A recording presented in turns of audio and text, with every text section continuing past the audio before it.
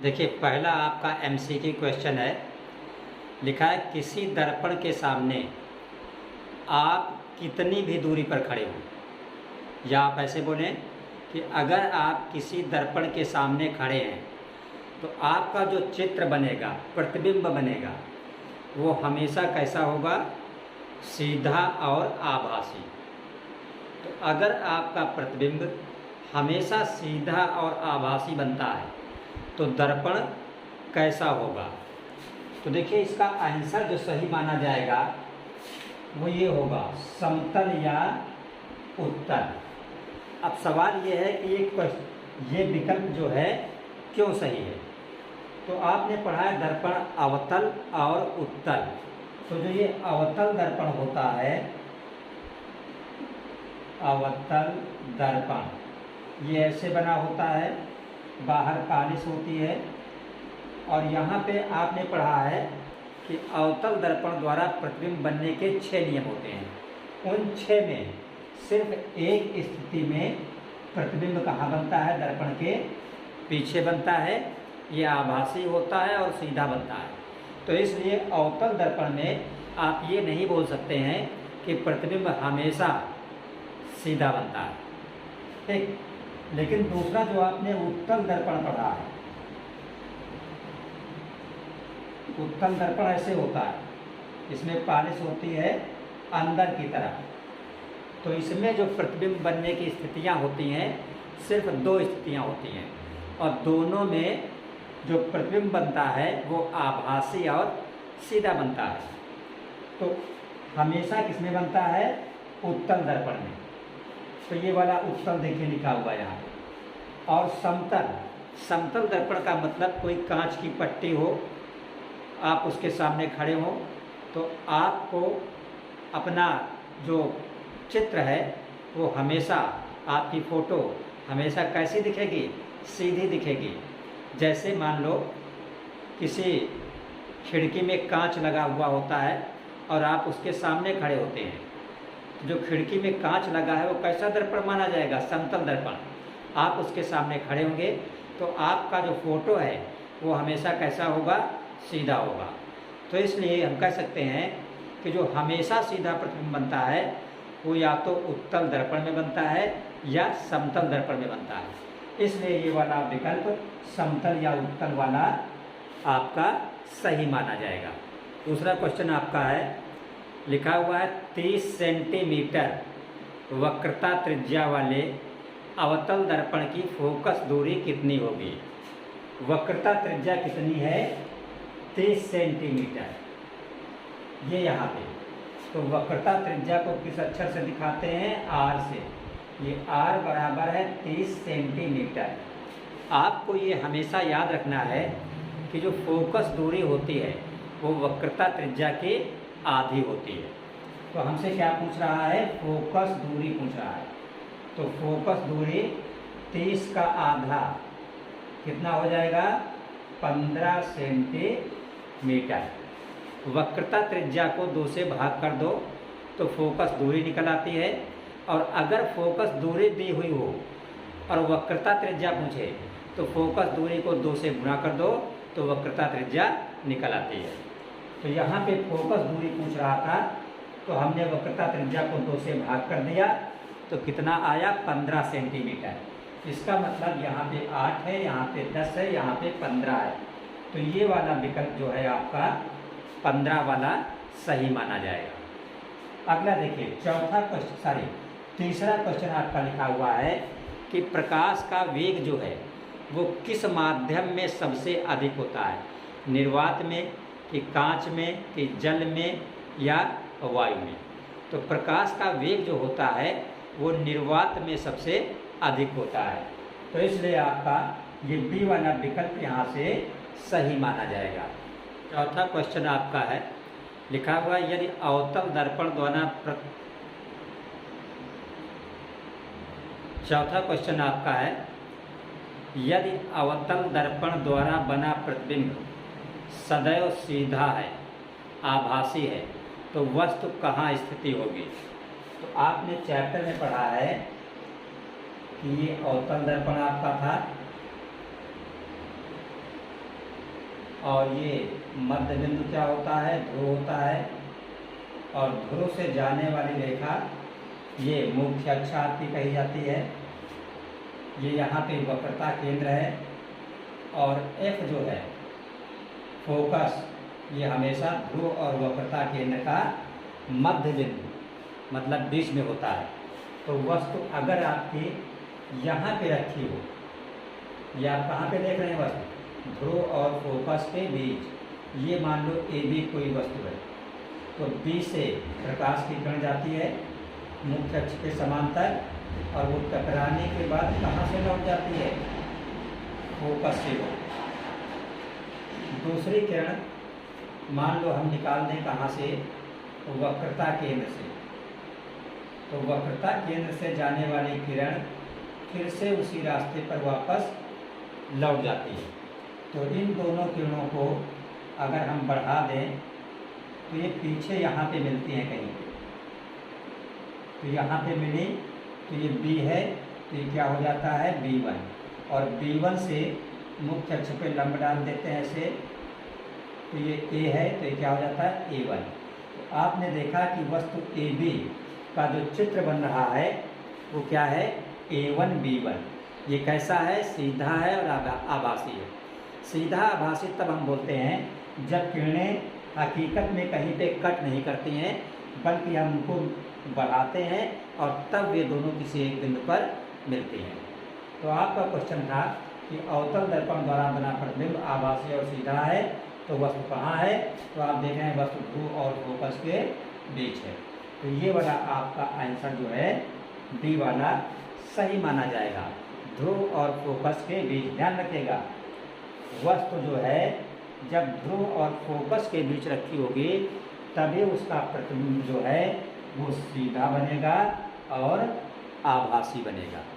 आपका question number 5 है, लिखा हुआ है इनमें कौन सा दर्पण वस्तु से छोटा आभासी प्रतिबिंब बनाता है।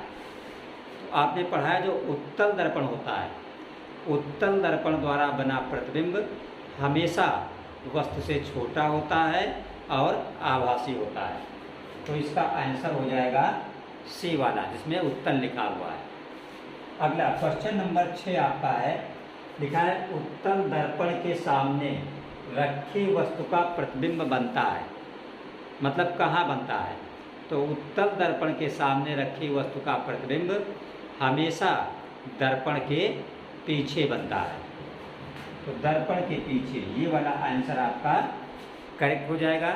हमने जब चैप्टर पढ़ाया है तो उसमें चित्र बना के बताया था कि उत्तल दर्पण के सामने जब भी कोई वस्तु रखी होती है तो उसका प्रतिबिंब दर्पण के पीछे बनता है। क्वेश्चन नंबर 7 आपका है, दर्पण के सामने रखी वस्तु का प्रतिबिंब वास्तविक कामा उल्टा और वस्तु से छोटा बन रहा है, तो दर्पण कौन सा होगा।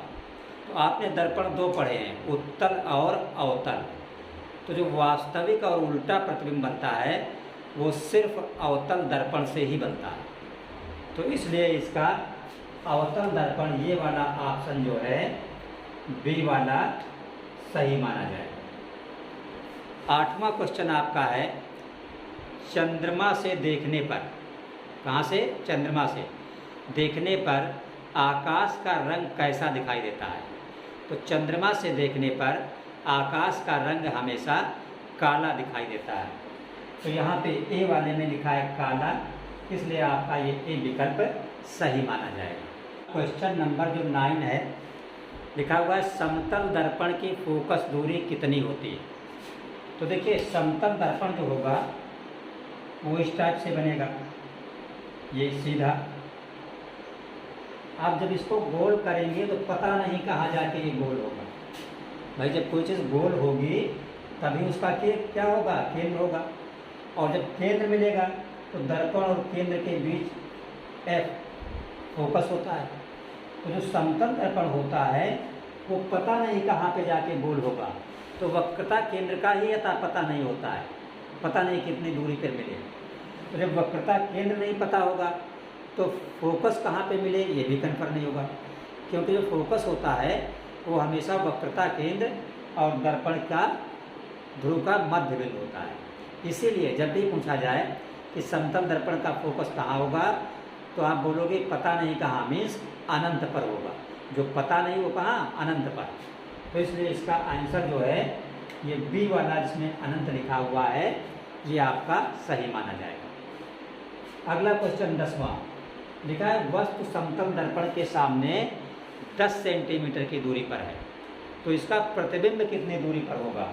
तो देखिए सूत्र होता है 1/f बराबर 1/v प्लस 1/u। तो f 1/f, f कितना है, अनंत है। 1/v प्लस 1/u, u कितना है, u आपका है 10 सेंटीमीटर। तो अगर इसको आप इधर कर दो, इसका मतलब कुछ नहीं, तो 1/10 इक्वल 1/v हो जाएगा। तो तिरछा गुणा कर दो, v के सामने 1 है v और 10 एकम 10, तो v बराबर 10। इसका मतलब समतल दर्पण के सामने वस्तु जितनी दूरी पर रखी होती है, प्रतिबिंब उतनी ही दूरी पर बनता है। अगर वस्तु 10 सेंटीमीटर की दूरी पर है समतल दर्पण के सामने, तो प्रतिबिंब 10 सेंटीमीटर दूर बनेगा। अगर 20 सेंटीमीटर दूर है तो प्रतिबिंब भी 20 सेंटीमीटर की दूरी पर बनेगा। तो इसलिए आपका ये जो 10 सेंटीमीटर है, ये वाला आंसर इसमें करेक्ट माना जाएगा। क्वेश्चन नंबर आपका 11 है, लिखा है जब श्वेत प्रकाश का मतलब सूरज की लाइट,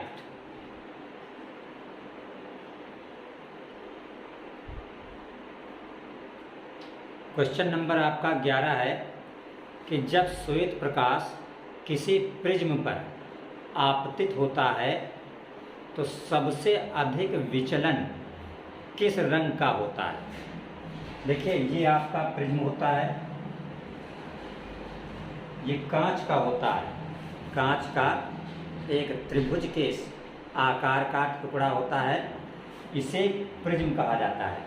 ये पारदर्शी होता है, ये आपका क्या है, प्रिज्म है। पारदर्शी का मतलब आप इधर से देखें, इधर की तरफ आपको दिखेगा। तो जब इस पर प्रकाश आपतित होता है, मान लो ये प्रकाश जो है ये कोई प्रकाश स्रोत है। अब ये प्रकाश स्रोत जो है सूरज भी हो सकता है, सूरज से लाइट आती है। ये प्रकाश स्रोत एक बल्ब भी होता है, जैसे यहाँ रूम में बल्ब जल रहे हैं।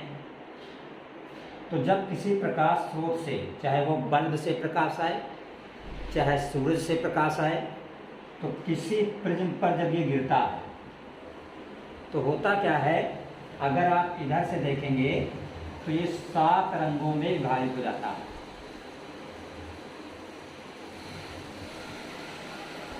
कितने रंगों में, 7 रंगों में। और ये जो इधर पर्दा प्राप्त होता है 7 रंग का, इसको बोला जाता है विबजियो। इसका मतलब पहली पट्टी वायलेट बैंगनी, फिर इंडिगो आसमानी, फिर ब्लू नीला, जी से ग्रीन हरा, ओ से ऑरेंज, वाई से येलो पीला, आर से रेड। ये 7 कलर प्रकाश में 7 कलर होते हैं जो हमारी आँखों को सातों दिखाई नहीं देते हैं। दिखता सिर्फ हमको वाइट कलर ही है। बट अगर हम एक्सपेरिमेंट करें, ये एक्सपेरिमेंट लैब में होता है जिसको डार्क रूम बोला जाता है। बीएससी अगर आप करेंगे तो बीएससी की क्लास में ये एक्सपेरिमेंट करने को आपको मिलेगा। सामने आप प्रिज्म रखिएगा, इधर से बल्ब ऑन किया जाता है, बल्ब की लाइट प्रिज्म पर पड़ती है, आप दूसरी तरफ से देखेंगे तो आपको 7 कलर प्रकाश के बिल्कुल क्लियर दिखेंगे। तो इसमें जो वायलेट होता है बैंगनी कलर, इसका विचलन सबसे अधिक होता है। और सबसे कम किसका हो, इसका सबसे अधिक होता है वायलेट मीन्स बैंगनी का, और रेड का जो है वो सबसे कम होता है। तो पूछ रहा है कि जब श्वेत प्रकाश प्रिज्म पे आपतित होता है तो किस रंग का विचलन अधिक होगा, तो आप आंसर लगा देंगे बैंगनी रंग का। ये आपका करेक्ट होगा। सेकंड क्वेश्चन नंबर 12 आपका लिखा है कि जो प्रकाश में 7 रंग होते हैं, इसमें किसकी आवृत्ति का मतलब फ्रीक्वेंसी सबसे अधिक होती है। तो आवृत्ति भी बैंगनी रंग की ही सबसे अधिक होती है। तो इसमें बैंगनी जो लिखा है सी विकल्प में लिखा है, इसलिए यहाँ से आपका सी सही हो जाएगा। क्वेश्चन नंबर आपका 13 लिखा हुआ है, वायु में प्रकाश की चाल 3 × 10⁸ मीटर प्रति सेकंड है। और आगे लिखा है, जबकि एक पदार्थ में इसकी चाल प्रकाश की चाल 1.5 × 10⁸ मीटर प्रति सेकंड है। तो आपसे पूछा पदार्थ का अपवर्तनांक क्या है।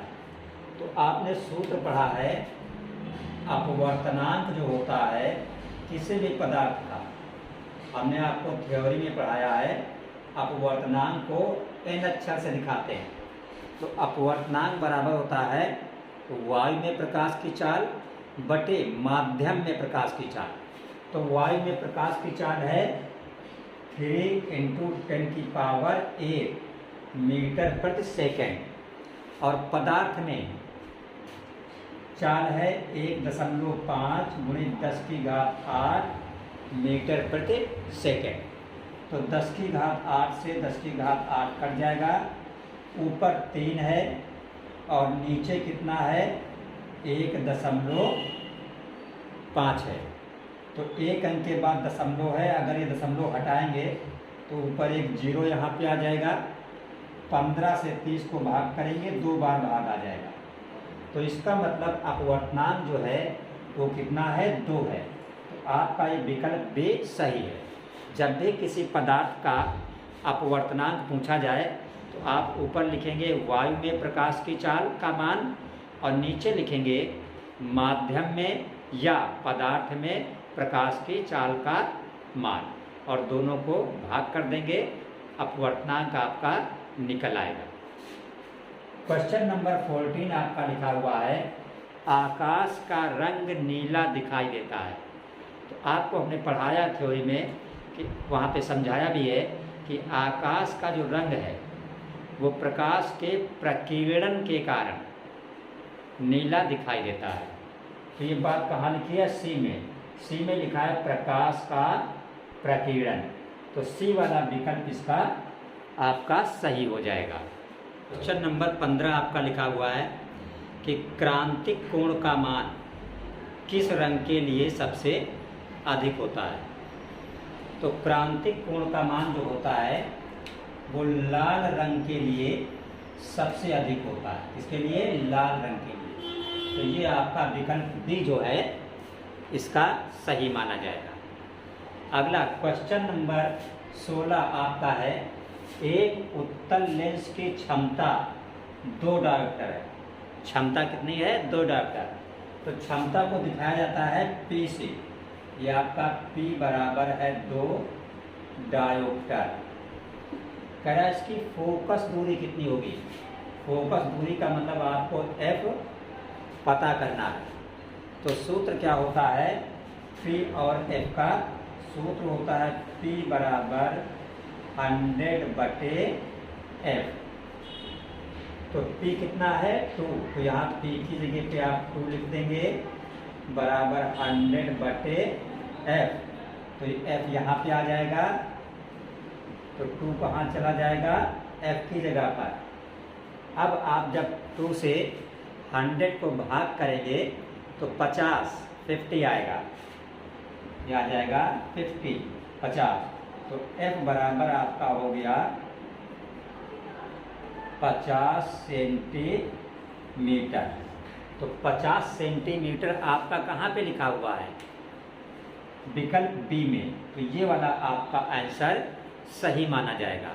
ध्यान रखिएगा, जब भी लेंस की क्षमता और फोकस दूरी 2 में से एक का मान दिया हो और दूसरे का मान निकालना हो तो आप सूत्र लगाएंगे P बराबर 100/f। लेकिन ये वाला P बराबर 100/f, लेकिन अगर f आपका मीटर में दिया हो, फोकस दूरी मीटर में दी हो, तब आप ये भी लिख सकते हैं P बराबर 1/f। ये कब लिखेंगे सूत्र? जब f फोकस दूरी किसमें दी हुई हो? मीटर में। और अगर मीटर में नहीं दी हुई है फोकस दूरी तो आप P बराबर 100/f सूत्र लगाएंगे। क्वेश्चन नंबर 17 आपका है, लिखा हुआ है किसी लेंस की फोकस दूरी 2 मीटर है। यहाँ पे फोकस दूरी किसमें दी हुई है? मीटर में दी हुई है। पूछा लेंस की क्षमता क्या होगी? तो हमने बताया था अभी कि जब भी फोकस दूरी मीटर में दी हुई हो तो सूत्र लगाते हैं P बराबर 1/f। तो यहाँ पे जो हम सूत्र लगाएंगे इस क्वेश्चन को करने के लिए P बराबर 1/f। तो 1f, f कितना है? 2 मीटर। तो f की जगह पे क्या रख देंगे? 2। तो 2 से जब 1 को भाग करेंगे तो 0.5 आ जाएगा। इसका मतलब जो P बराबर हमारा हुआ कितना हुआ? 0.5। और ये क्षमता होती है P, और इसका मात्रक होता है डायोप्टर। तो डायोप्टर को हम ऐसे कैपिटल D से भी दिखाते हैं। तो 0.5 डायोप्टर आया। तो 0.5 कहाँ पे है? यहाँ पे। इसका मतलब ये विकल्प A जो है ये वाला आपका सही मान लिया जाएगा।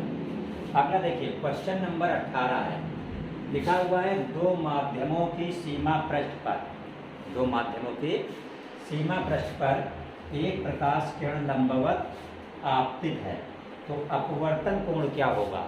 तो इस स्थिति में अपवर्तन कोण का मान कितना होता है? 0 अंश होता है। देखिए प्रश्न संख्या 19 आपका लिखा हुआ है कि अवतल दर्पण के सामने फोकस पर रखी वस्तु का प्रतिबिंब कहाँ पे बनता है? तो आपको पढ़ाया गया है कि अवतल दर्पण द्वारा प्रतिबिंब बनने के 6 नियम होते हैं। उन 6 में जब वस्तु फोकस पर रखी जाती है तो उसका चित्र बनता है अनंत पर, और जब वस्तु अनंत पर रखी जाती है तो उसका चित्र बनता है फोकस पर। दोनों एक दूसरे के अपोजिट होते हैं। तो यहाँ पे आपकी वस्तु जो है वो रखी हुई है, कहाँ पे रखी है? अवतल दर्पण के सामने फोकस पर रखी है। तो इसका प्रतिबिंब कहाँ पे बनेगा? अनंत पे बनेगा। इस तरह बनेगा। ये आपका अवतल दर्पण होता है। मध्य बिंदु आपका P ध्रुव होता है, और ध्रुव से जाने वाली रेखा मुख्य अक्ष कही जाती है। ये आपने वक्रता केंद्र C ले लिया। P और C का मध्य बिंदु क्या होता है? F होता है।